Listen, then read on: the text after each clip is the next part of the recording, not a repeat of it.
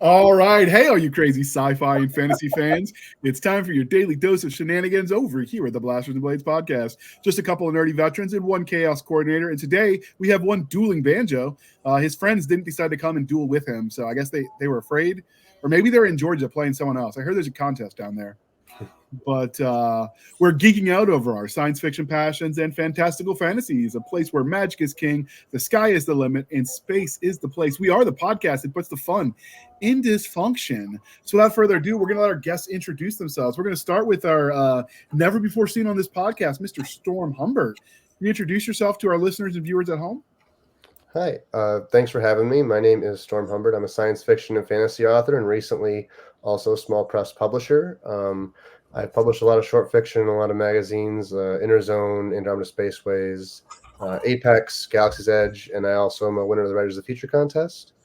And my small press is called Calendar of Fools, and our first project is already out. It's called Inner Workings, and our next project is getting ready to start its Kickstarter pretty soon.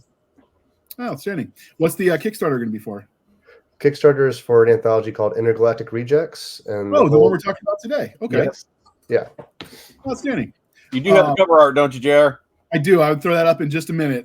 So, Hillbilly, Mr. William Joseph Roberts, can you introduce yourself to our listeners and viewers? I think you just did, didn't you? I mean, there's got to be more to you than your name and a dueling banjo. Well, yeah, okay, that's fair. Okay, so yes, I'm William Joseph Roberts, aka Hillbilly. I write sci-fi, fantasy, horror, anything the evil mind squirrels demand of me, and I am the lead publisher at Three Ravens Publishing. There we go. How's that? That better? That's good. I like it. I'll take it. Look, I can pick my nose and I can do more than one thing at a time. Yeah, you're going to give Tennessee a bad reputation or maybe improve it. I can't figure out that one yet. I'll get back to you. All right. So before we start talking about the topic that brung us here, see, I'm trying to make you feel at home, Tennessee. We're going to do the religion questions because you've never been on the show, Storm. So are you ready for this? I am. All right. Star Wars, Star Trek, or Firefly? Star Wars. Okay. Why is that? Well, I think I tend toward fantasy a little over science fiction just because in Star Wars is science fantasy, wizards in space and all that good stuff. I also think I saw it earlier in my life, so it has that nostalgia kind of draw for me. I saw my first one when I was probably 10, and then and I need to watch The Mandalorian. I actually haven't seen that yet, but other than that, I tend to enjoy Star Wars properties more than the other two, and I actually haven't seen Firefly. Firefly's good. You should watch it. Mandalorian, the first season was okay. My only problem is when they went to the desert planet, it was very clear they have never actually been in a desert. Everything was so clean and shiny and new. And I'm just like, nope, there would be grit on everything. You would be dirty the first 5 seconds you walked. And God's help you if you're in one of the places that's got what we like to call the moon dust, like some parts of Iraq had, where it's so fine that it just gets in everything. Like I think we were cleaning under the stairs recently. The constant evolution where we purge things that for some reason we kept because we'll use it later. And then you keep cleaning. And you're like, what the heck was I keeping this for? In one of those endeavors, I found my old duffel bag with my army stuff from Iraq in it. And I pulled it out just to look. And yeah, there was still moon dust on it almost 2 decades later. God, it hurts that it's been that long, Hillbilly. I think you're getting old, but not me, but just you. Shut up. All right. So the oldest one on the podcast last night. Are you sure? I thought Denote was older than you. Nope. All right. Well, I got him by a smidge. All right. Well, Grandpa, we get to ask your friend one more religion question: Game of Thrones, Wheel of Time, or the Chronicles of Narnia? Game of Thrones. Oh, why's that? So I think one that was the first really big. I'm a slow reader, so it was the first huge series I invested in as a reader.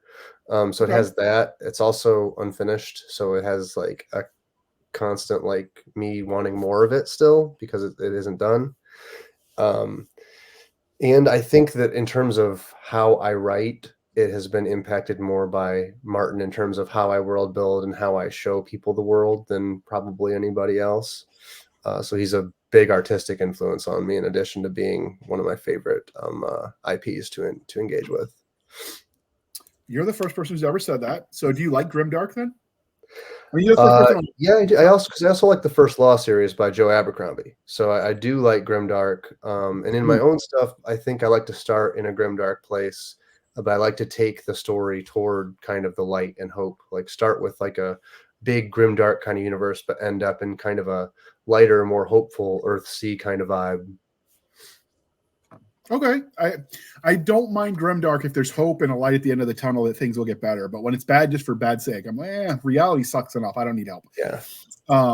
So I could get behind that. I've read the first Law series, and that was one of those books where I didn't like anybody involved, and it made it really, really hard. Like I didn't like any of the characters.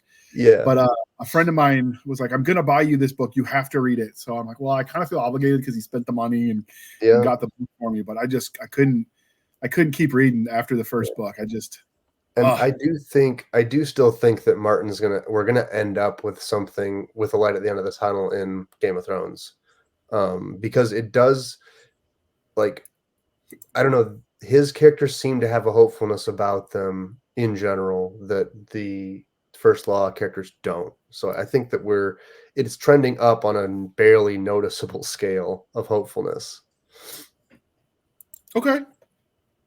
Well, I haven't read it because I tend to try to read the books before I watch the shows based on them as a general rule, or whichever one came out first is where I try to engage. And since the books probably won't get finished in his lifetime, I just never got into the series. But I mean, I know it's certainly got a fan following, and he's a student of history, which I kind of like, because every time someone tells me that's too fantastical, you can almost always point to an example in history where that's exactly what happened. Yeah. Maybe the tech was slightly different, or circumstances were minutely different, but I mean, you can almost always, they say reality is stranger than fiction? Yeah. In War of the Roses, the main conflict is just the retelling of the War of the Roses in Game of Thrones. Yeah. Like that's the fundamental core is just the War of the Roses. Absolutely. With cool giants, I guess, and dragons. You can't go wrong with dragons. And because we are civilized here at the Blasters and Blades podcast and no longer knuckle-dragging troglodytes, coffee or tea, sir, and how do you take it? So if I drink, I don't usually drink either one. But if I do drink either one, it's probably going to be coffee, and it's going to have a lot of stuff in it because I don't really like the taste of either coffee or tea. I drink a lot of water mostly. I drink more water than I used to, but I do enjoy my coffee with lots of cream. So I get you. Unfortunately, that means it's calorically horrible for you, so you can't do it very often. So, all right. And so if you're not drinking water and you're not drinking the coffee and tea, do you drink other carbonated or caffeinated beverages while you're working? No, usually it's either water or alcohol. Yeah, it's water or Hemingway approach. Okay. Those are the only gears I have. So how did you get involved? Because clearly you've written a lot of short content in the speculative fiction arena. So how did you get involved, like to decide short content specifically and speculative fiction more broadly? So I came to writing through academia. Like I started taking creative writing classes in undergrad, and then I went and got an MFA at Temple. And when you study it in a classroom, you're studying almost exclusively the short form. You're learning to write short stories. And so that was just kind of the kind of short fiction I was taught on when I was coming up. So it's very comfortable for me, and I'm very familiar with that structure. And I think the genre thing has just always come naturally to me because that was the first stuff I loved to read. Like I said, I'm a very slow reader, so I didn't like to read until I was like 18 or 19. And Frankenstein was really the thing that opened everything up for me. And so I've always been a science fiction and fantasy fan in terms of what I like to read. So I think that's why I started writing it. Do you do the audiobooks at all, or is it just print? I wish I could do audiobooks. I have ADHD, so when I'm reading with my eyes and I get distracted, I stop reading. But if I'm listening with my ears and I get distracted, the audiobook doesn't know that, and it just keeps going. So it's usually annoying for me to try to do audiobooks because I have to keep backtracking and finding my place when I got distracted with something. Okay, that's fair. So you mentioned that your publishing house was Calendar of Fools. But how did you come up with that? That is a very unique name. So we were spitballing a lot of names in the start. There's 6 of us that own it together, and we're all Writers of the Future winners. And while we were at the kind of the workshop that you get to do for a week after you win, they kept telling us, like this contest is known for like producing the future of the genre. Like you guys are the next generation of science fiction and fantasy writers. You're going to set trends and innovate and do new things. And so we found a quote by a guy named Og Mandino that says, "Tomorrow is only found in the calendar of fools." It's basically a quote that says, "Don't procrastinate." That's what he's trying to say, but we kind of turned it on its head and said, well, for the future, we're tomorrow. So we're the calendar of fools. And it was catchy, and it is unique, and it sticks in your head and makes you think about it. So it had a lot of different advantages. Okay. So did you ever design a logo for your publishing imprint? Yeah, we do have one. It's on all of our social medias use it. It's just a COF, and it's stylized COF imprint. Oh man, I was hoping for like a jester's hat. That would have been cool. We thought about it. There was some that were like, it's a little too on the nose. So I think the jester's hat lost out to in a 4-2 vote. Missed opportunity, sir. Missed opportunity. I know. I was one of the two. I mean, you could have made I don't know. It just seems like on the nose for logos is kind of where you want to go because that's what sticks in the head. Yeah. Yeah, that was my thinking. But I think at this point we're kind of set in it. We might revisit it though. We'll see. We're still projects. We've got time. When I did our imprint for logo for Bayonet books, it's literally a bayonet stabbing a book. Because I'm creative like that. Nice, straight to the point. I like it. Straight to the point. That's exactly what the knife's supposed to do. Okay, so we brought you here because Hillbilly said, "Hey, we want to talk about this Intergalactic Rejects anthology." So, what is the premises of that anthology? I'm gonna throw the cover art on the screen, but like, what is the theme? What can you tell us about it? So I've been wanting to make this for a while, and now that I am the managing member of a small press, I get to do it because I want to, and because when you come up through short fiction, you find that you like most of what you experience is rejection. Like you might send a story out 15 or 20 or 30 times before it finds a home, if it finds a home at all. And the issue with the short fiction market is there's just a hole in the bottom of it, because once you submit to a magazine or an anthology, if they tell you no, they also tell you cannot resubmit that story, no matter how close it was. If it got the editor's desk and they ultimately passed on it, they still don't want to see that story ever again. Mm-hmm. So it's dead at that market. And so if you got 15 close but no cigar rejections, that story never gets to be seen by anybody. So there's a lot of great stories out there that just, because of when the editor read them or the mood they were in, or if they'd already bought a werewolf story or whatever it was, that they just don't get published. And so we wanted to not only showcase for young writers that rejection doesn't mean your story's bad or that you're bad. There's a whole lot of factors that go into it. Like, as you can see on the screen, we have a lot of really well-known authors as our anchor authors. Like we have Samuel R. Delaney and Robert J. Sawyer. We have Kevin Anderson and Donald Pecky, who just won a bunch of awards last year. And Jean Marie Ward's been publishing forever. We've got Hillbilly, and we've got David Boop. And like all of these stories, we have Gregory Norman Bossert, who has a World Fantasy Award. His story that we're publishing for the first time ever has 47 rejections. And so we just wanted to not only give these stories that were originals a home, but also once we fund, we'll do an open call for 8 more stories. So we can get 8 more authors whose stories have been rejected a bunch and maybe don't have anywhere else to go, published alongside these really well-known authors. Nice. I don't know. I guess if you're going for some of the traditional markets, you're right about the black hole at the bottom, the bottomless pit. But I found that the indie market for short content with those anthologies can be a good place to find homes for a lot of stuff. Yeah, then you got to be on theme. You got to hope that your story that you've been sitting on matches the theme of an anthology, which most anthology themes aren't as broad as ours, as just rejected stories. Usually they're like werewolf anthologies or romance anthologies or shapeshifter anthologies or what have you. True. I'm lucky in that what I like is are also generally popular as far as themes and genres, so I don't have to struggle that hard most of the time. Mm-hmm. But I can see if you're writing some stuff that's kind of niche or out there, that might be a little harder to find a home. Like, I don't know, intergalactic dueling banjos that Hillbilly likes or something weird. And that's go ahead. I was just saying, so there is no, other than speculative fiction and rejected ones, is there a generic, overarching theme or subgenre? Because I noticed mech on the cover. It has to have been rejected at least 3 times. So we want stories that have, tried to cycle through the markets. So once we do our open call, it has to have at least 3 rejections to qualify for us. The cover art we wanted to find is kind of like it has a found family vibe. You've got the mech and you've got the small character there under the lamppost in a barren planet.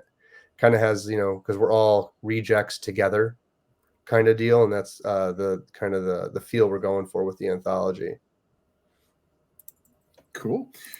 So this mostly applies for stories for people that did the traditional route, correct? Because, most people, if you get rejected, they don't even get letters back. It's just nothing, no answer at all. Tends to be the norm. Well, usually you get at least a form rejection. Like if you go into Clark's World or Asimov's or Analog or any of the big like FNSF, even if you get a auto reject, usually it still comes with a form letter. Okay. So, and you'll get a more personalized one. Like you'll know if you made it to the editor's desk, one, because some of the markets will alert you we're holding your story beyond our normal thing because it's being considered more like heavily. And also you'll usually get a personalized rejection from the editor if you get super far. Okay, that's cool. So have you already started picking stories for it? Because this is going to be out soon, or is it going to be Kickstarter? What's the process with this anthology? So we have these 8 stories from our featured stories by there on the left side of the image, and then we have an essay from Robert Silverberg. Those are the stories that are in it for sure, and then we'll do an open call after we fund. So we won't do the open call until the Kickstarter funds, so that we know we have the money to buy the stories. Okay, and when is the Kickstarter going live? It'll go live March 19th, but you can follow it right now because the preview page is up. The pre-launch page is available, so you can click to follow it, and then you'll be alerted when we launch. Okay, and how long will your Kickstarter run? Is it the standard 30 days? Or Yeah, 30 days, March 19th to April 19th. Okay, so 3/19 to 4/19. Yep. And then after that, there'll be a brief window because one of the things that we're selling is critiques from myself and other Calendar of Fools authors. And one of the perks of the critique is you can get it before the open call happens. So there'll be a gap after the campaign ends for us to do those critiques. And then we'll have an open call and we'll put that out through all our social media. We'll post it in, the different pulp Facebook and Twitter groups that exist for open calls. We'll probably put it up on Submission Grinder and other stuff too. So how did you pick your original, like your anchor authors? Were they just other writers of the future or just people you knew in the business? So Robert J. Sawyer, I know because he's the Writers of the Future judge. And he was actually the first one to give us a story because I was at Dragon Con. And I went to the Writers of the Future panel and I talked to him afterward about the project and he said he had a story for me. Wait, I missed him? Damn. Yeah. Well, he didn't go to BarCon this year. He didn't go to BarCon. He was just at Dragon Con. Okay. And that was the only panel I saw him at. But he was the first one to give me a story. And then Kevin, I got to talk to at BarCon. Same with Jean Marie and Hillbilly and David Boop. That was all just BarCon, talking to them about it, them being interested, and me saying I would love to have him in there. Samuel R. Delaney was my grad school mentor, so I contacted him separately. He's taught me a lot, and he was willing to give me a story. I actually didn't think he would have a story that had ever been rejected because he won 2 Hugos back-to-back in his early 20s. So, like, who rejects you after that? But apparently people still do. If you put enough adult content in your stories, you'll still get rejections. And then I wanted Gregory Norman Bossert because he was one of the first really nice, cool people I ever met at a con up ReaderCon when I was like before I'd really published anything. And I always enjoyed his writing. He actually one of his stories in one of the year's best anthologies, I think, was it inspired my story of Viren that I published in Interzone. So I've just always been a fan of his, and I knew through social media posts that he had a story that had been rejected a ton that would just be perfect for this. So do you have one of your own stories in there? No. That's not currently planned to have any of mine in there. Just my editor's note and my editing the stories that we get through the slush and any of the original stories that our anchor authors gave. As of now, 4 of our anchor authors have originals that have never been published before, and 4 have given us reprints that were rejected a lot before they found a home. So what about you, Hillbilly? What did you submit or turn in? My piece was actually one I wrote specific for Writers of the Future. It was an idea that I had that I just wanted to kind of play with and develop. You know, I've always loved Douglas Adams, and you know, my first real introduction into Pierce and Anthony was the Incarnations of Immortality. Loved the series, loved the way that he put everything together. Nowhere near as much as snarky as the Xanth series, but you know, just playing on a little bit of that satire and a little bit of the comedy and a little bit of British humor into the mix of it. And what happens when the messenger of death, who's there to kind of help death along doing all the chores and making sure everything's right and giving people that second chance of, hey, don't be stupid. And the main character ends up replacing the messenger and has to take on these duties. And it's just it's a funny comedy, more or less. And looking back at it, I think I know why it kept getting rejected from Writers of the Future, because I kept getting honorable and silver honorable mentions. And it's probably the opening. But the initial thought on it was, this was the beginning of a novel. Okay, hold on. You'll get to edit this. All right, let's go. Stop on a video. So the okay, I'm surprised with you having your own small press that anything sat languid and languished that long. Because it was a matter of finding a place for it. I mean, I've got a couple other things laying around that I haven't done anything with just because I haven't found a place for it. And, you know, some of the anthologies we've been doing is like, oh, okay, cool. I've got something I can slide into that. Cool, here you go. And I'll drop it in. But no, this particular one, it was more of an exercise on that side of things. It was more lighthearted. It wasn't action-packed. It wasn't like, you know, dark or gritty or anything like that. It was fun. Not quite like rom-com or anything like that, but still. Comedy, I think, is the hardest to write. I've only written one thing that was intentionally comedy. M.D. Cooper was publishing the Pew Pew's anthology. It was a series of short stories, and I'd never written before. And they asked me to write something, so I'm like, okay, let me do that. And I send them the first 2,000 words. And I'm like, because you know my humor is an acquired taste, and I don't air most of it because it's not politically correct or army humor. And so I sent it in, and they were like, yeah, no, thanks, but have a nice day. This was too much. So but at that point, the idea was in my head, and I turned it into. You mean like space vacuums? That's exactly it. That's how that story started. It was supposed to be like 5,000 to 10,000, and after 2,000, I couldn't like get the story out of my head. But when you're writing and you try to give everything double and triple entendres, that's just a lot of work. And I realized this was just not as much as I love the final product. This was just not as much fun. You know, it was bad in the rough draft when I went to a Marine to help me tone down the how do we say it, the bawdy nature of it.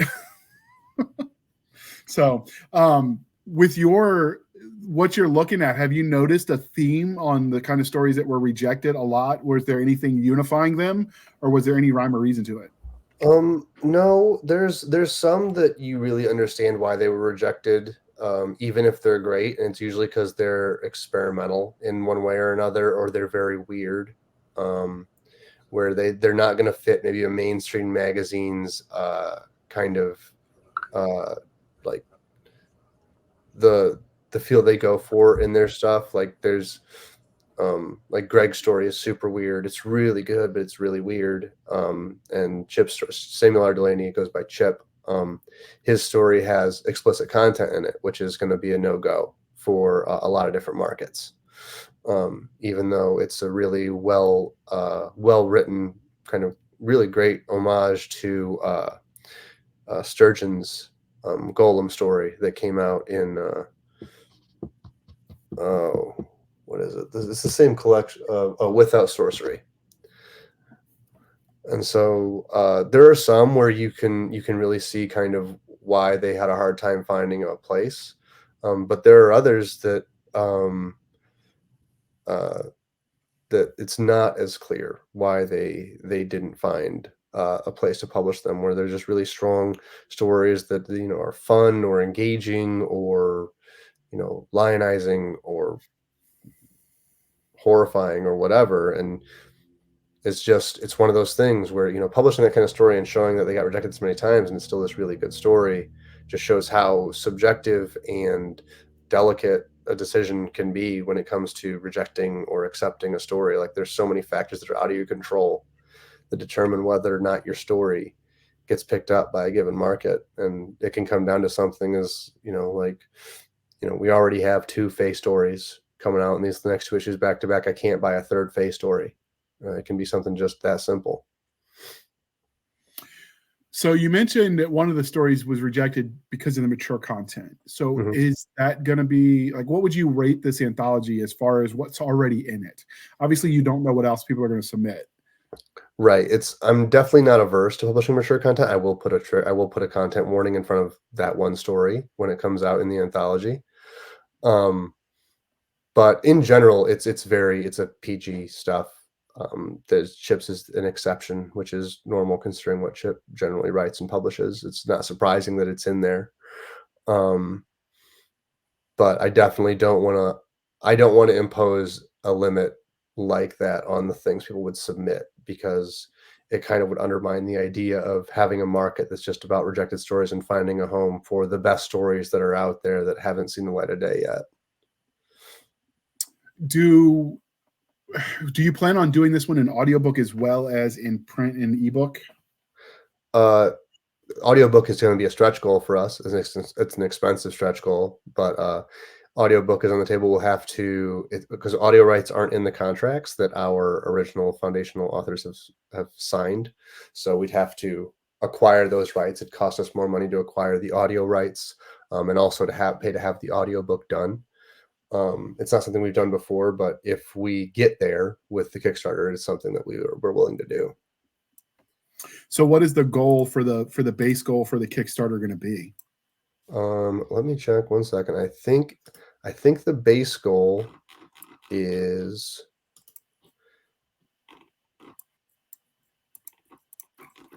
$5,100. So $5,100. That's actually pretty reasonable, I would think. Yeah, we think our first goal was for our first anthology, the base goal was $1,800, and we funded for $4,800. So we're just hoping for, if we can get just a little bit more than we got for that first one, because we want to pay all of our anchor authors. We're paying the pro rate, and we want to the base rate we're paying the slush piles is going to be 5 cents a word, which is the lowest pro rate we felt comfortable paying, because that's the horror writers pro rate. So we wouldn't want to publish it if we were paying our slush pile less than that. But our first 3 stretch goals are to get that up to 6, then 7, then 8 cents a word. And our first stretch goal is going to be a foreword to the anthology from Neil Clark of Clark's World. So we're hoping we can at least get up to 6 cents a word, which is a semi-pro rate. And then we have 2 more stretch goals planned after that to get us up to 8. And then we have stretch goals planned to increase the length of the stories that we'll accept, because right now it's 5,000 words. And then after that, we have stretch goals for things like audiobooks and, pie in the sky stuff. Okay. There's a whole another side of the publishing market, because I've done mostly small presses that did the anthologies on the royalty split model. So it's totally different. And it's not as difficult to rehome it if it fits a theme. I think that's pretty common. So I think you're going to probably have a more eclectic range of stories because of this, though. Yes. More in keeping with some of the traditions of the old, pulp era speculative fiction magazines that used to be out there. It was every slice of strange you could find. Yeah. I mean, that's what we want, because the things that don't fit in neatly into the bins that are more mainstream for short fiction right now, those are the things that get missed. Those are the things that fall through the current short fiction apparatus. So those are the stories that we most want to catch. Now, obviously, the story has to stand alone, but do you have a problem if what's submitted fits into various universes authors might have? Nope. Yeah, as long as the story stands alone, Yeah, as long as the story stands alone, we don't care if it's part of a broader universe. As long as it's that author's universe, we're not open to fan obviously. fiction. But yeah. Okay, well, before we dive too much deeper, we're going to pause for a moment, and we're shamelessly shilling for the man, and that's you this time, Hillbilly. Boom!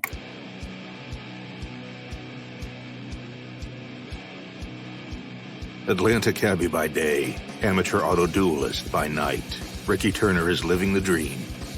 That is, until he wakes up in a Gold Cross facility to discover his last match was more than a failure. It was a fatality.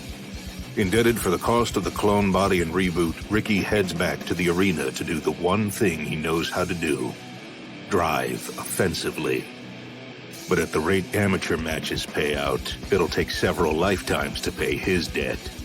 Luckily, the AADA has announced a new nationwide road rally designed to challenge even the hardiest of auto-dueling teams.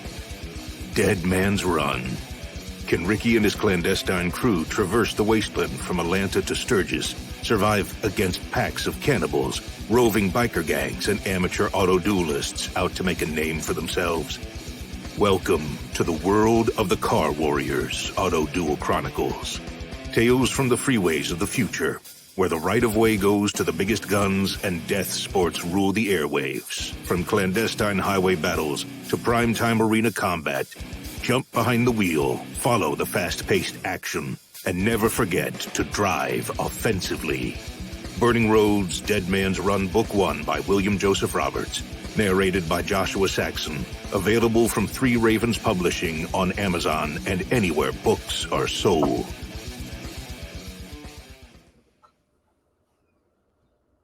All right, thank you for sticking with us through that commercial interlude, and that commercial gives me vibes of the "Drive It Like You Stole It" motto that all the gun trucks in Iraq ran with.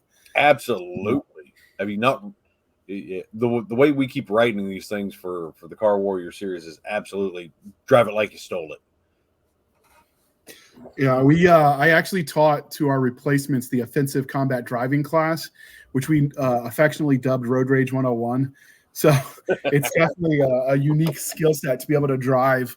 And it really just comes down to not being afraid to get into a wreck, because that's how you clear the roads. IED VBED in the vehicle, ram it off the road so it doesn't hit the convoy, and hope your blast shields work, Yep.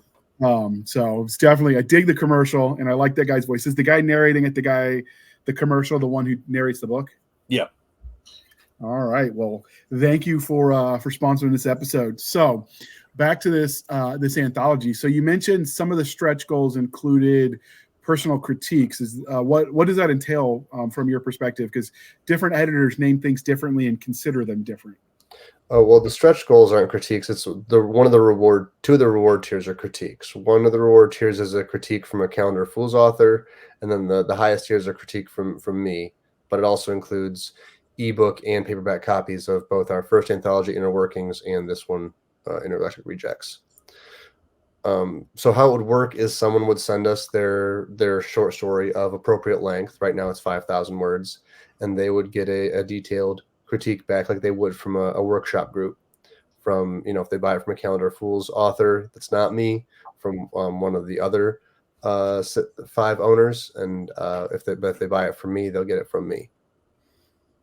Okay. And who all are the owners for your Calendar of Fools company? So we have Zach B., who he's published a lot in Asimov's and Analog. We have David Elsenson. He handles all of our graphics. And they're all Writers of the Future winners. But he's been in quite a few anthologies. He does all of our graphic stuff. So the cover that you showed, our entire website, all that's David. John Campbell handles our distribution. He writes. He's part of the Rocky Mountain Fiction Writers Group. Let's see. Eric Lind. He writes a lot of horror. He has a lot of horror and urban fantasy. He has a lot of series that he self-publishes through his own publishing company. And he was in our cohort for Writers of the Future. He tends to write long, like novelette, novella, novel-length stuff. And then we have Trent Walters. He's a Clarion graduate, one Writers of the Future, and he's published some short fiction in a few different markets, including Writers of the Future. And then there's Andy Dibble, who he writes a lot of religious and philosophical fiction. He's been in Sci-Fi Journal a lot. He's been in Diabolical Plots and Writers of the Future. Okay. So of the stories that are submitted so far, do you have a favorite right now? Let's see. So far, I think my favorite story is David Boop's. It's a nice little 2,600 word. It's fun, funny, science fiction about cryogenics and like a post-interstellar travel humanity that's cryogenically freezing people until they can cure their diseases and stuff like that, because they're going to ship them off to other planets and use them as colonizers, since they're already cryogenically frozen. So like once the cure is available, they'll keep them in their cryogenics and ship them off, and then they'll wake them up and cure them, and they'll have to settle a planet and all that good stuff. But it's actually really funny. All that stuff is kind of in the background, and it has my favorite ending word. Can I swear on here? Is that good? Are we good? Yeah. It just ends with the word "fuck," and that's just a hilarious way, I think, to end a little short story, because the main character's like, "Oh, I'm fucked." Like, just Mark Watney approves. yeah, it's solid. That sounds like something David write. Yeah. So when you started putting this together, did you have any of your own stories that you considered putting in? Because I imagine the idea didn't come out of nowhere. There are some that I would think about. I'd probably have to massively. I have a story that has 18 rejections. It's run out of places to go, but I also don't like it anymore, and I understand why it was rejected, because it's not very good. So I'd have to like rewrite it. But other than that, I feel like like a few years ago when I first came up with the idea, I had a couple stories where I was like, yeah, I'll put that in there. But since then, those stories have sold, so I don't have a ton of stories that I really love sitting around anymore. I have a couple that I would consider, but they also have a lot of places I could still send them. So ideally, I would work them all the way through the ladder before I'd put them in something like this. Okay. So when they send it in, do they send you the proof that they were rejected, or is it an honor system? How's that working for you guys? I think it's probably going to be honor system. We haven't really discussed if we're going to require proof, because not everybody keeps their rejection emails. Like, right. People delete them a lot. Because you're also, I mean, ultimately, if you're lying about it, you're kind of selling yourself short by not having submitted to those magazines to see. Like, Clarksville's going to pay 12 cents a word, and we're never going to pay 12 cents a word. Like, Asimov's pays, FNSF pays 10, Asimov's pays 10. Like, there are markets where you're going to get more for your fiction. So there are at least 3 to 5 places you should send it, just from a monetary perspective, before you should send it to us. I think I've only gotten one, because the small press world is different, that was rejected, and I turned that into a novella and self-published it. So I definitely can see where that's going to be hard for some of the markets where people don't let things just lay fallow that long. Do you think that is going to potentially limit the types of authors that are submitting? I mean, I think it's going to mostly appeal to people who are trying to go through like the mainstream magazines, like Clarksville and Asimov's, FNSF, Analog, Apex, Interzone, all those places. I think that it's going to primarily apply to those people, but it doesn't only apply to those, because I feel like lots of people, even if they're indie pubbing or self-pubbing, they're also like, lots of them are still trying to get in those magazines. Like, people still want to be in Clarksville or be in Asimov's or be in FNSF, just for not only because they probably grew up reading it to some extent, but because of the cachet that comes with being in it. Okay. So what is the target length, not of the short stories? You already said 5,000, and then if you hit the stretch goals, they can make the stories longer. But what is the target length of the collection itself going to be? Well, it'll be 16 stories of, so About half of our anchor author stories are north of 6,500. So, but generally speaking, it's 16 stories of about an average length of 5,000 words. So however many words that is, plus my editorial at the beginning, the editor's note, and if we meet our first stretch goal and get a forward from Neil Clark, plus that. So really, we're looking at 80,000 words, between 80 and 100,000 words is probably how big it'll be. Okay. With the stories that are included, are you planning on potentially doing a second volume of this? Is this going to be a one and done for this concept, or? No, for sure. If it's popular enough and we get enough support and enough attention for it, it's definitely something we're open to doing, like, annually or biannually or something like that, just to create that market for those stories that slip through the cracks. So right now we're talking mostly from the other authors that are going to be nerding out over this kind of stuff, but how do you sell, oh, these stories were rejected by a bunch of times? How do you sell that to the average reader who hears that and thinks, man, these must really suck?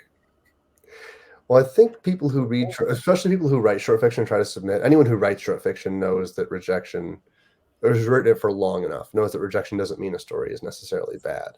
But I think also by explaining kind of the hole in the market, like I did earlier, the reader will understand that they're getting to see stories that otherwise wouldn't have ever been visible to the public. These are stories that the short fiction markets missed, not because they're bad, but because there is a hole in the bottom of the short fiction market that doesn't catch these stories.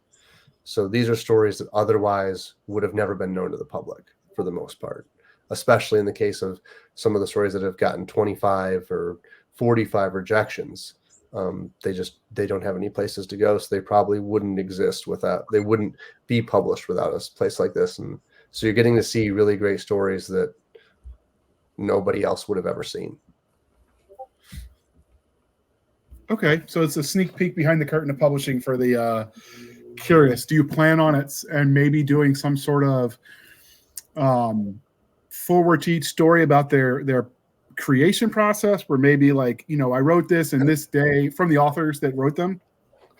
Well, we're going to do a little, the writers will get to choose. Either they'll write a little paragraph about the rejection journey of their story, or I'll do an editor's note with the information they give me about the rejection journey, and just kind of the insights that a reader or writer can glean from all the different things that can go into your story getting rejected. Like, what are some things to understand about why your story might get rejected? If you've got, with Chip's, one of Chip's insights that he told me about when he told me about the story was that there are some stories that are written in such a way or experimental in such a way that they'll never get through a committee. Some publishing companies and some magazines make their selections by committee, not by some editor at the top who has the individual power to green light stories.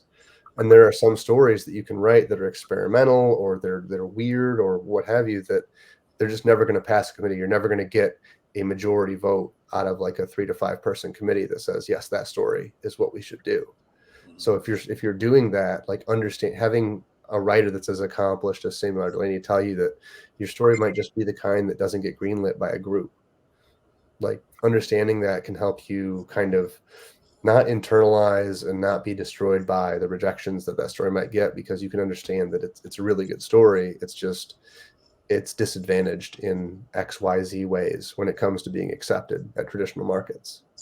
Well, it's just like writers of the future, if you're getting a honorable mention or a silver honorable mention, it's a publishable story.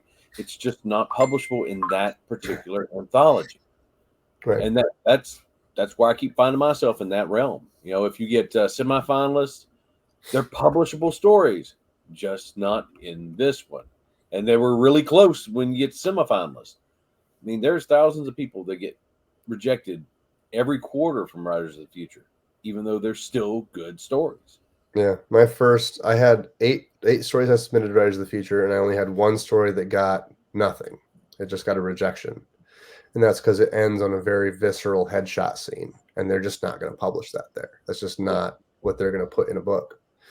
And so, like, understanding the limitations of the market that you're sending it to, because that was also my first pro publication, like Apex. That was my first pro rate publication. Was that story that got a rejection. So just understanding the market you're sending it to is important. Yeah, well, I mean, depending on who you're sending it to, whether it's a magazine, an anthology, open call, or what, or one of these contests, do the research. Look at what they're publishing. Writers of the Future, that's one of those that you can grab a copy of their anthology and see what kind of titles they publish. So you got an idea of what they're looking for. Mm-hmm.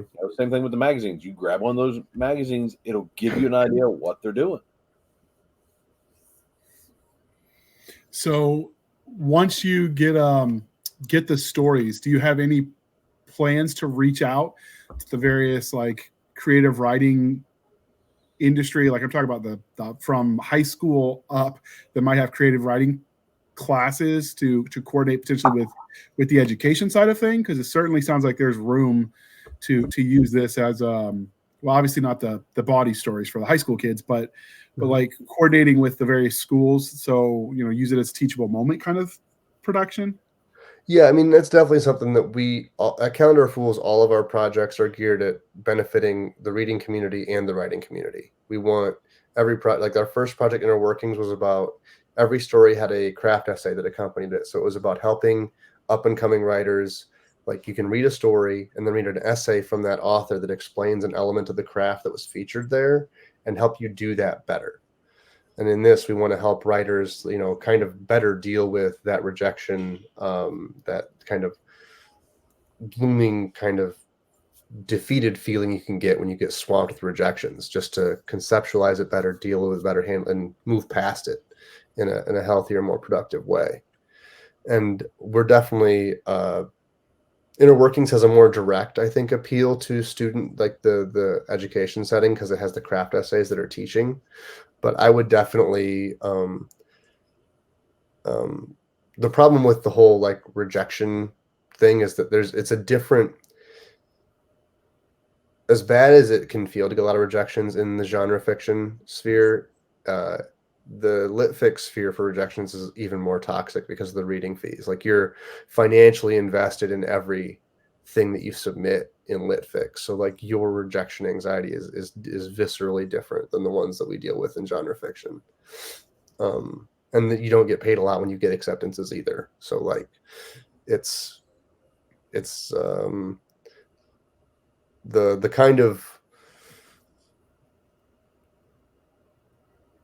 kind of emotional boost or perception that we're giving maybe wouldn't be as helpful to people who are writing traditional literary fiction than it is to genre writers. Okay. Now you mentioned that some of the stuff might just be too experimental. So what would qualify for people who don't know what you mean by that as experimental for our readers who aren't also off? So, I mean, experimental it covers a broad range of things, right? Some editors would be like second person is a very experimental thing to do, with like to write in second person is experimental. But there are things you can do with structure or point of view, anything where you're doing something really weird, stylistically, syntactically, narratively, that kind of just diverges from how we traditionally tell a story. I would consider experimental. And that's one of the reasons Chip is in here, because Chip is an experimental like narrative writer, an experimental prose stylist kind of person. So there are those hurdles to like engaging with his work that might not appeal to like mainstream publishing, especially in short fiction. I could see that. I joke all the time about abolishing the Oxford comma just because it's funny to watch the grammar fanatics go back and forth over it.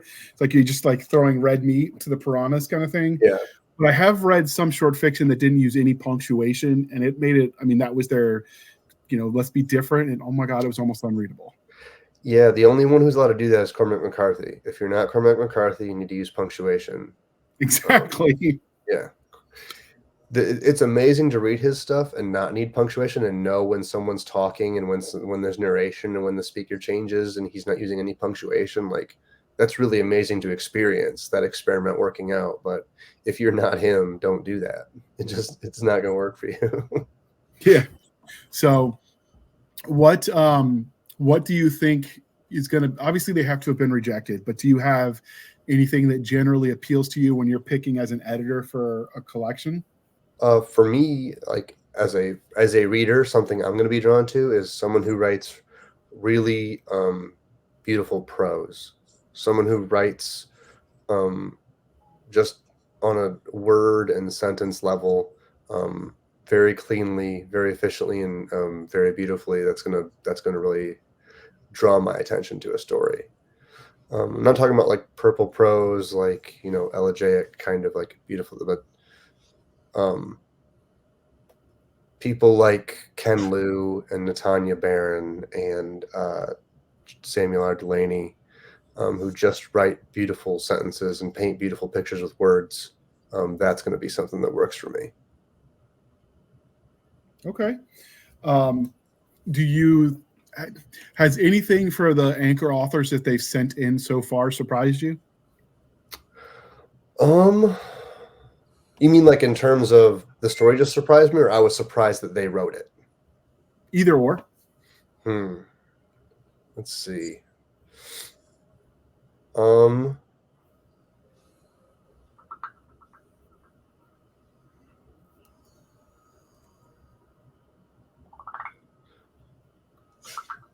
No, I mean, I was expecting Greg's story to be weird, but it was weirder than I expected. So I guess the scale of the weirdness still surprised me, even though I thought I was ready for it.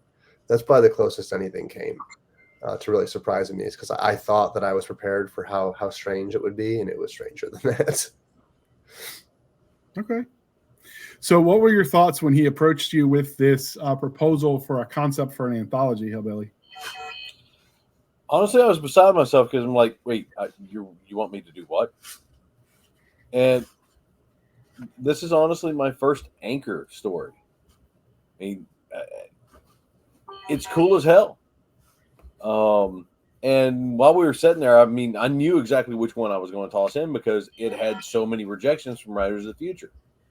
And I just never could get past that little hump. But, you know, it's a forest for the trees thing. I couldn't see it because I was too close to it. And nobody had said, take this out. Like, oh, okay. And I'm pretty sure it's that opening that got my rejections. But again, I was trying to be snarky, and it was going to be a longer, like, novel length thing. So you'd have all these little vignettes tossed into the middle of it. But it's like, yeah, this thing just needs a home. It needs to find some light of day someplace. And eventually I'll get around to writing the full-on novel based on this, and we'll see where the story goes. Yeah, it's definitely a fun idea for a novel, like, because it'd be an episodic story. You're going to constantly be bouncing around to different people's possible end of life situation. Like there's a lot of real estate there to tell really interesting, gripping stories, and really funny stories too. Like you can run the full range with that setup. Yeah, and you know, I keep going back to like the Pierce Anthony's Incarnations of Immortality, the way he did all the different, you know, you had death, you had war, you had all these different gods and powers and stuff. And, you know, what would that look like from the messenger's point of view, seeing that kind of stuff? So, you know, it's like I haven't even started to break through what that could potentially end up being. Okay. So when people submit, are there any themes that you just won't touch with a 10-foot pole, or are you pretty much open to try anything if it's told well enough? I mean, if it's told well enough, I'll try anything. I would say that if you have a heavily rejected story, that I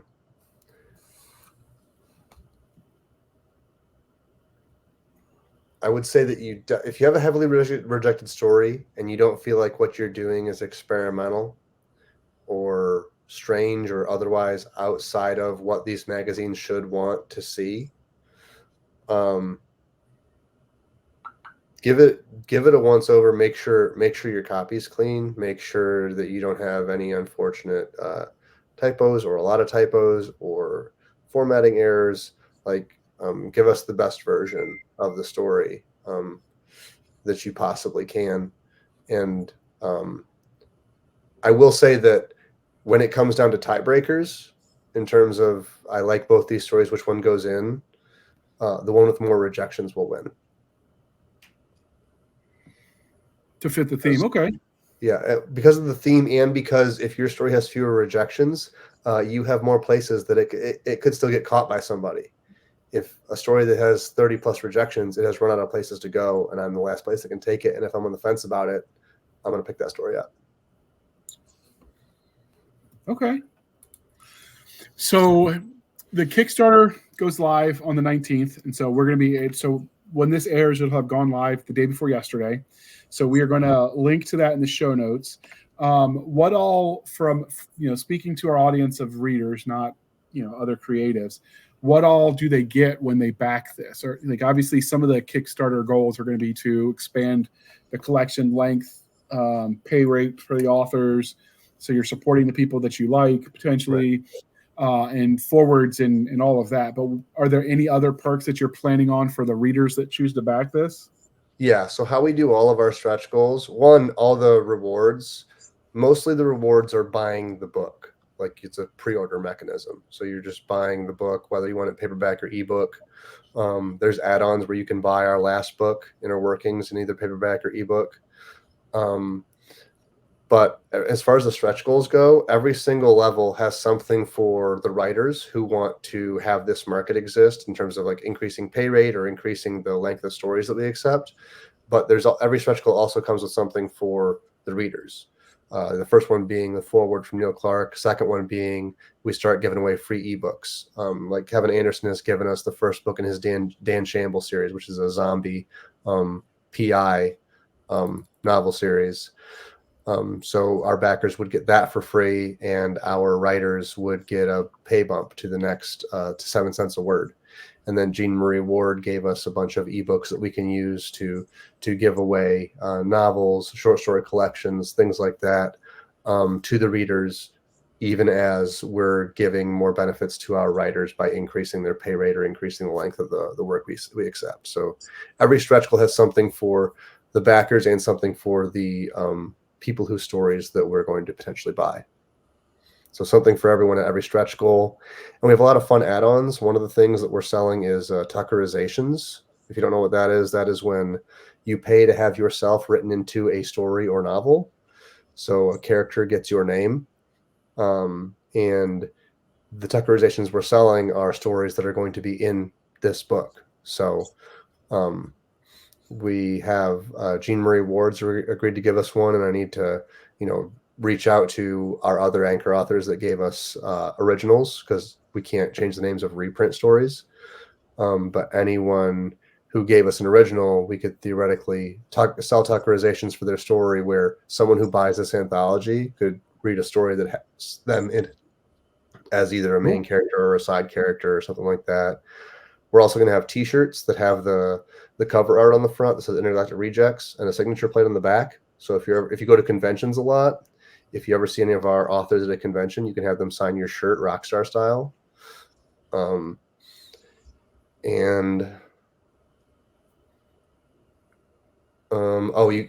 writers, we're also selling things like classes. Andy's teaching a class on how to write and sell philosophical fiction. I'm going to teach a class on writing better prose, like conceptualizing your writing differently to make your sentences and stories stronger by thinking about words rather than sentences. And we're still kind of putting together what we're going to have available as add-ons. But anyone who backs the project, just because you said this isn't going to air till after we launch, so if you back, just scroll through those add-ons. There's going to be some neat stuff in there. Okay. Is there any add-on that you would like to be able to see getting enough? Obviously, at a certain point in time, if you back all your stretch goals, you got to start thinking more outside the box if you want to keep adding them. Is there anything that you would be excited to add that you don't have on the list yet? For stretch goals, I think,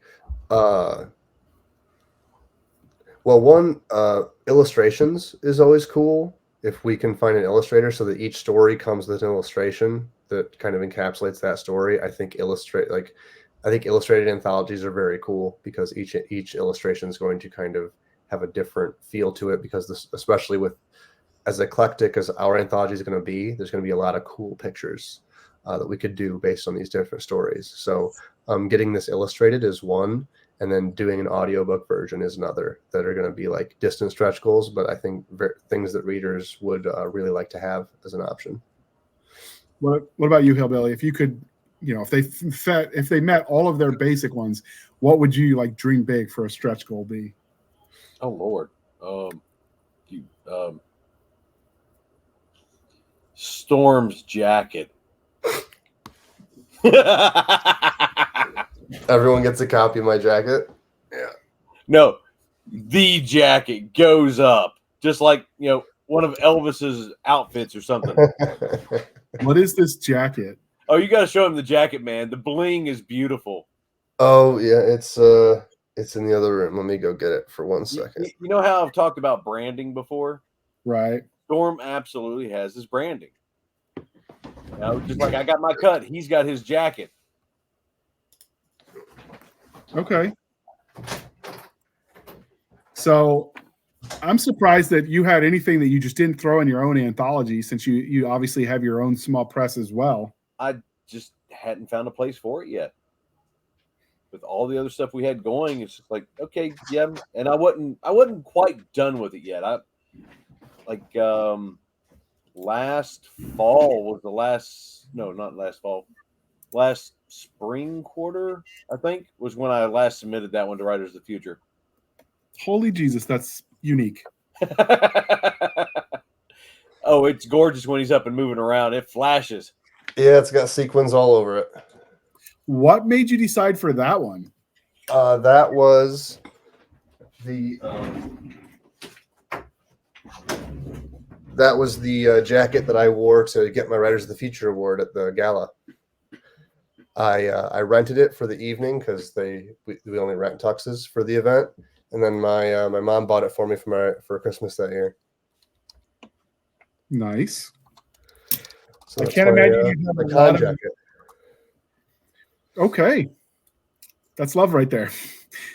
I've seen some writers that wear I think Declan's famous for his bright orangish. I'm colorblind, so bear with me. Jacket, and apparently when people take those things off, they don't recognize whoever was wearing the iconic. Yep, I've had that happen. Yep, it happened at Dragon Con, and it happened at my local Confusion here in Michigan. Okay. Were you surprised that taking it off made that much of a difference? Not at Dragon Con, because it's such a huge convention, so people there probably only knew me tangentially. But I was more surprised at the home con that people would that saw me the year before, even had conversations with them. When they would walk up and we start talking, they'd be like, "Oh, my name is this," and I say, "Oh, I'm Storm." Like, "Oh, where's your jacket?" That was the first thing they would say, because they hadn't actually recognized me without it. Nice. Oh, JR, I just sent you the link there in the chat of Storm up on stage at Writers of the Future. Oh yeah, that's the cover page of my site. Okay, I will grab that. So, with the Calendar of Fools, is there any other what other kind of anthologies are you going to be putting together? We tend to only work one project at a time. So we haven't talked about next steps, what our next project might be. If we don't have anything and this is successful, like I said, we could definitely see ourselves doing this again. But we're always looking for a new way to kind of give back to the writing community, but also put our fiction out there. Little Writers of the Future award logo, and then bam. I feel like this is an episode of Reading Rainbow with that look. Yeah, I'll take that. I'm digging it though. It works for you, sir.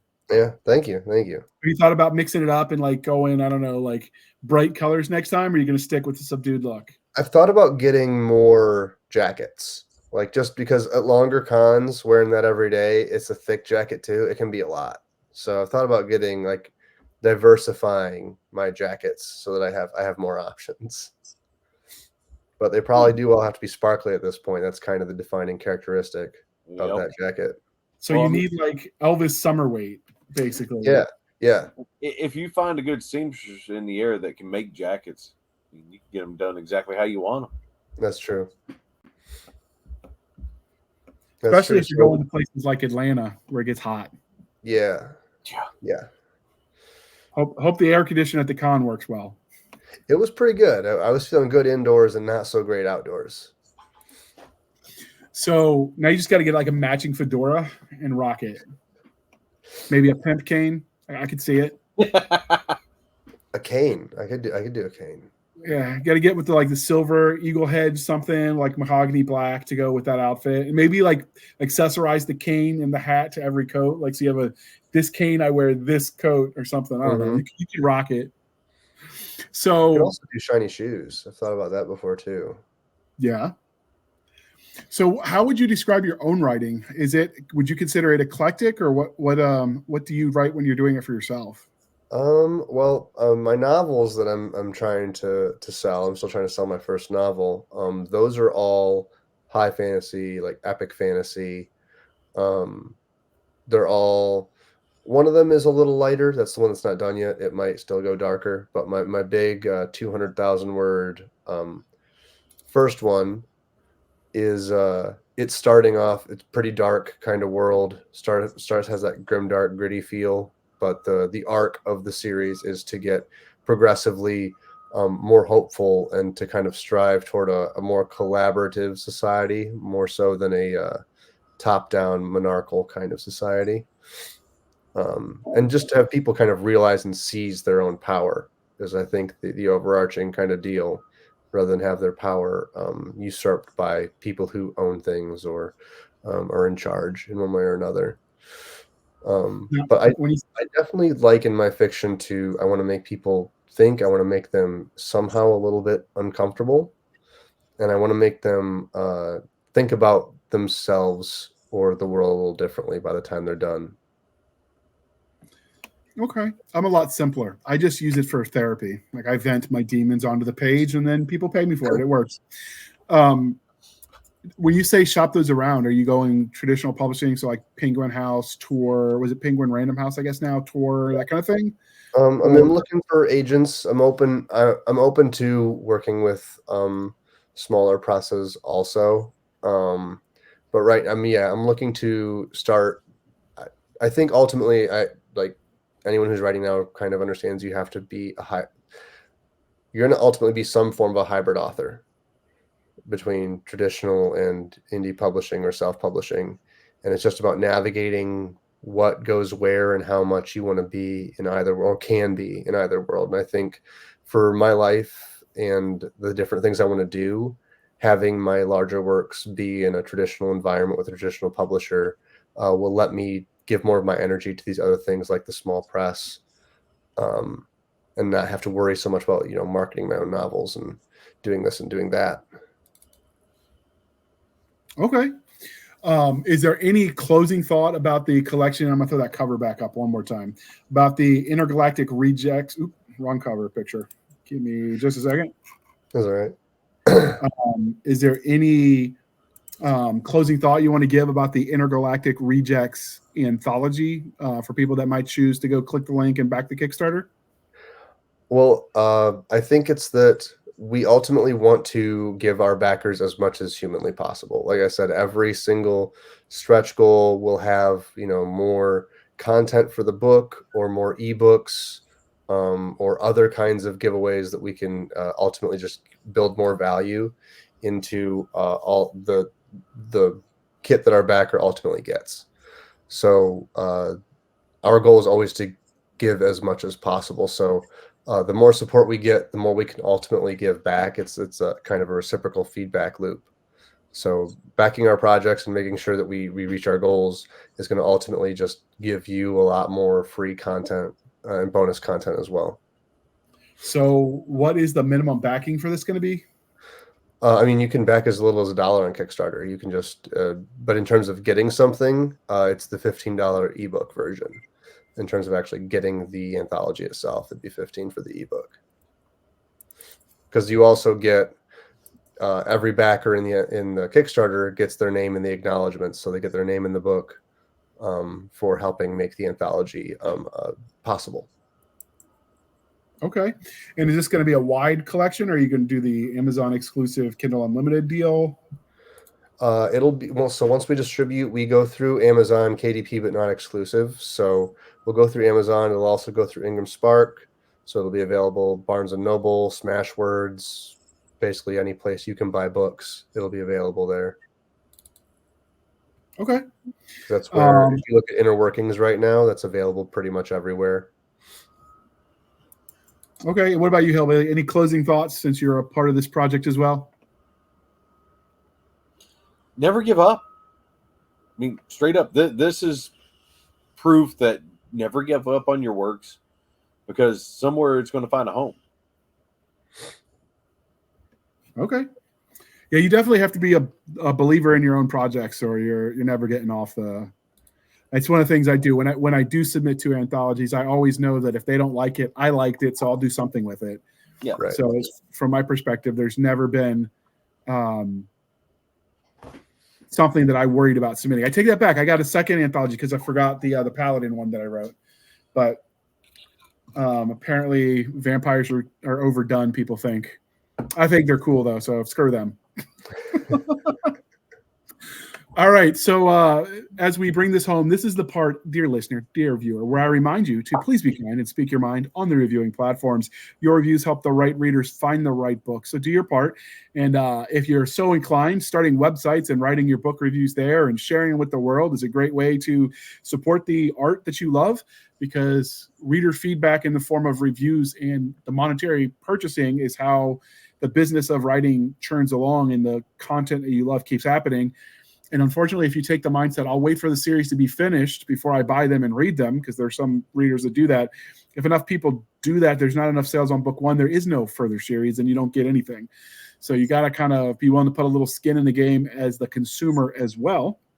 So just kind of remembering that, since this episode, we dove a little bit more behind the curtain of the production side than we normally do. Now that we've got that out of the way, Storm, how can they find you on the wild interwebs? So you can find me personally at stormhumbertwrites.com. And you can find Calendar of Fools at calendaroffools.com. And I'm also super easy to find on every single social media site, because I'm the only Storm Humbert in the world. So if you look up Storm Humbert on Facebook, Twitter, Blue Sky, and I'm forgetting one other one, you'll find me. I'm really easy to find, and so is Calendar of Fools, because we're the only Calendar of Fools. So it's almost like your mother knew you were going to be a writer, and she wanted to make sure everyone would know you, because there's no one else that has that name. Yeah, it's really I'm hoping it helps me move books and stay in the front of people's heads once I start publishing novels. Is there ever the fear that people are going to be like, "Man, you picked a crappy pen name," and you're like, "No, honest, it's my real name. Check my driver's license." Yeah, I definitely have that fear every now and then. It's like, what a dipshit pen name this guy picked. Storm Humbert. It's not even a real name. So definitely has crossed my mind before that people will think it's just a really weird pen name. Did you ever think about going with your middle name just to make it easy for yourself? No. I mean, I haven't thought about using my middle name since I was, growing up with a name like Storm. I got teased when I was very small. But eventually I just came to really love my name, and I haven't thought about going back since. Nice. I imagine you had some situations where the teachers thought you were messing with them with that as your name. I have had teachers, when they do roll call before, especially subs, say Michael. Yeah. Yeah, that's happened. All right. What about you, Hillbilly? How can the listeners and viewers at home find you on the wild interwebs? And as usual, links will all be in the show notes. You can find me at WilliamJosephRoberts.com or 3ravenspublishing.com, as well as pretty much just about any social media platform you'll find me. Just do a search. All right. It does make it a little bit easier for everyone out there. We will link to the Kickstarter in the show notes as well, dear listener. You can find us on our Linktree, linktr.ee, Linktree/Blasters and Blades Podcast. Again, Linktree/Blasters and Blades Podcast, where we link to all the things, the BitChutes, the Rumbles, the YouTubes, the Twitters, our email, blastersandbladespodcast@gmail.com, for professional purposes only. We have our Facebook group and Facebook page. And last but not least, we got linked to Madam Stabby Stab's Instagram, Twitter, and email, where you can send all of your shenanigans, and she'll make you cry if you send her hate mail. We have our website at anchor.fm/blasters-and blades. Again, anchor.fm/blasters-and-blades, where for as little as 99 cents a month, you can help keep the lights on. These shows aren't free to produce, and we appreciate your patronage. Speaking of supporting the show, you can support us more directly over at buymeacoffee.com/author J.R. Handley. Again, buymeacoffee.com/author J.R. Handley. Be sure to put in the comment section is for the podcast, and I promise I will keep the river of coffee brand coffee flowing in the Garber and Handley households. They will be so jacked up they won't know what to write or draw. And you can get your own discount code over there at Coffee Brand Coffee, link in the comment section. Use the code podcast grunts and you'll get 10% off and support another American-made company. And with that, I would like to thank you for spending some of your precious time with us. For my absentee and crazy co-host, I am J.R. Handley, and this was the Blasters and Blades podcast. We'll be back next week at the same time, where we'll indulge our love of nerd culture, cheesy jokes, and all things that go boom. Thank you guys for coming on. This was a lot of fun. It was interesting. It's a look at the side of publishing that I don't normally mess with as a mostly indie guy and small press myself. So it's always interesting learning how the other half lives. Thanks for having me. Awesome. And thanks for bringing him to us, Hillbilly. It's all good, man. Appreciate you having me back on. I'm going to hit the end in just a second, but before we go, you got to tell us what's in the cup today. What kind of mead is it? Actually, not. What? Jameson cold brew. Okay. It's non-alcoholic even. It's non-alcoholic my ass. It's not as good as the stout barrel aged, but it's still pretty good. I was at the grocery store the other day, and I did see a cheese flavored pale ale. And you look at it, I'm like, okay, this has got to be from like the Cheesehead State. And I'm looking, if it's from there, if they get a pass, I still wouldn't drink it. And it's from New York. And I'm just like, yeah, I think there's a reason to invade them and make them part of America again, just for this beer, just to make sure no one could ever produce it again. So I feel you on some of the weirdness that's out there. All right. All right, people. We will see you next week. Same time, same bad channel. And we're out.